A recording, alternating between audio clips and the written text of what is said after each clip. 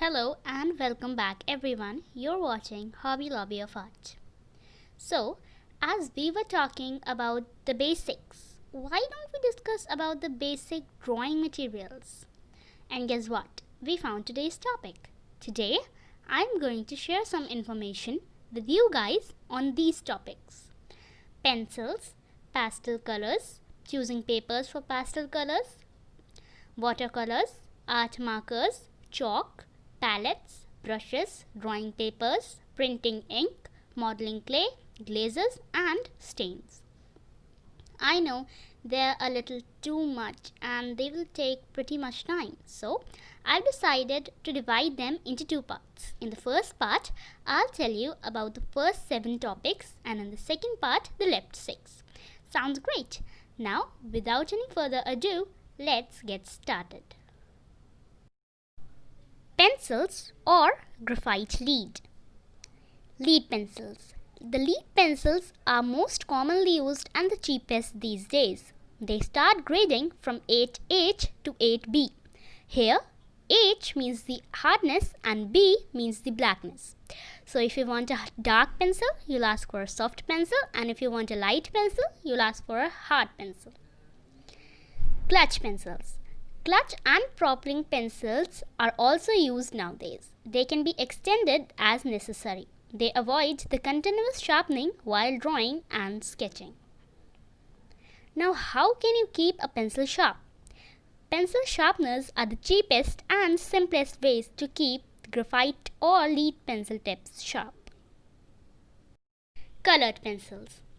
Colored pencils are made from a mixture of clay and pigment bound together with gum soaked in wax. Then they are shaped into rods and cased in woods.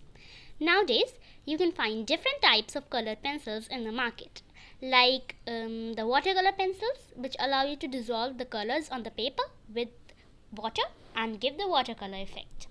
Some color pencils are waxy and extra hard, means they have wax and their colors are light, while some are soft and crumbly, means their colors are dark and their nibs are easily breakable. You can buy ordinary color pencils separately, or you may buy a set up to 72 colors. For children, color pencils are a good way of quick sketching, drawing and coloring, but they are different from the ones used in studios. Number 2. Pastel colors. Pastel colors consist of pure powdered pigments and a binder. The pigments used in pastel colors are the same as the one used in any other colors, including oil paints. The binder used is low saturated. Dry pastel media can be subdivided as follows. Soft pastels. These are the most commonly used pastels. They have more pigments and less binder, which results into brighter colors. Because the more the binder is, the less saturated the colors will be. The drawings made from soft pastels can be readily smudged and blended, but with a higher proportion of dust.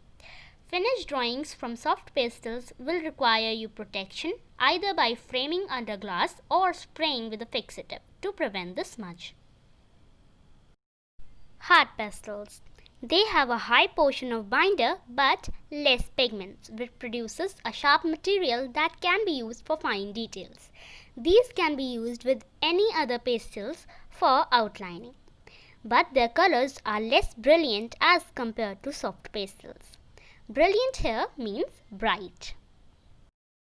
Oil pastels. Their consistency is soft and buttery, and their colors are intense. They are a little difficult to blend in as compared to soft pastels, but they do not require a fixative. Water-soluble pastels. They are similar to soft pastels but contain a water-soluble component such as glycol. It allows their colors to be thinned out by a water wash. Number 3. Choosing paper for pastels. If you want a finished pictures, supports for pastels are very important. It should match the subject. Papers with matte colors or a slightly textured surface are the best for pastels. Smooth papers are a little less suitable. Number 4. Watercolors. The use of watercolors started days ago in prehistorical times.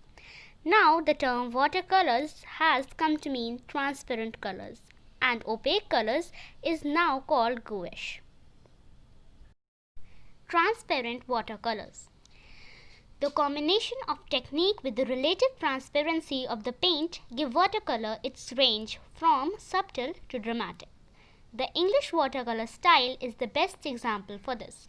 The painters of the style use the transparent wash of the colors. It allows the background to shine through as if it was another color. They were invented by William Reeves around 1780s. They were made from dry pigments, gum arabic and sugar. They were then filled into smaller pans which were set into paint boxes. They were considered to be an improvement over the colors then in use. The first watercolor tubes were introduced in 1946 by Winsor Newton, who now makes more than 80 colors in tubes. Watercolor pencils. Watercolor pencils are also important tools in the watercolor technique. These water-soluble color pencils allow you to draw fine details and then blend in with water. Watercolor pencils and crayons has been used mostly among the illustrators and graphic artists, but they recently became popular among fine artists. Opaque watercolors or gouache. The first watercolor were opaque and were referred to as body color. Exactly how body color take on the French name gouache has been a matter of speculation for some 200 years. The word gouache comes from the Italian guazzo, which means the mixing of water, glue and pigments. Today, opaque watercolor is known as gouache, poster paint designer colors and tempera. The terms tempera and poster paint are used for the lesser qualities of opaque watercolor, which are acceptable for fine artwork. Gouache and designer colors are acceptable for fine artwork with certain reservations. Gouache has other drawbacks also. For example, if it is applied too thickly as it done in acrylic or oil paintings, it tends to crack. Gouache is made in the same way as transparent watercolor. However, it is rarely grounded as finely. It has much lower concentration of pigment because of the addition of white and other additives, which are designed to improve leveling properties and slow the rate of drying. Gouache is made this way to allow the artist to apply a elite, opaque field of color with the minimum dilution or mixing and to achieve a look very different from watercolors. Number 5. Art markers. A marker, marking pen, felt tip pen is something you use to draw or write with. Markers have their own source of ink and a soft tip. There are different kinds of markers for writing on whiteboards, overhead transparencies, paper and glass. Also, there are permanent markers versus erasable markers. Number 6. Chalks. Chalks are soft white rock that can be used to draw on rough surfaces. Nowadays, it is most commonly used to write on black or green boards. You cannot make any permanent mistakes with chalks as they are erasable. You can now find chalks in many wonderful colors for your art projects or any sort of decoration. They are very easy to apply, blend and erase. Number 7. Palettes. Here we are talking about color palettes. Now what are color palettes? Color palettes are something you can put your colors in. You know, like take out colors from tubes and put them inside these color palettes. You can buy color palettes in various sizes. They are available in ceramic as well as plastics. Ready-bought palettes are really useful, but if you don't have one, there's no big deal. You can always use something like cups and plates from your kitchen. But using color palettes is really easier and they are washable as well. So that was the last topic for today. I'll try to upload the next part as soon as possible. I hope you find my video helpful. If you liked my video, please give it a big thumbs up.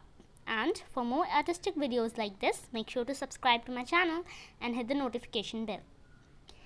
Thanks for watching. Goodbye and stay tuned.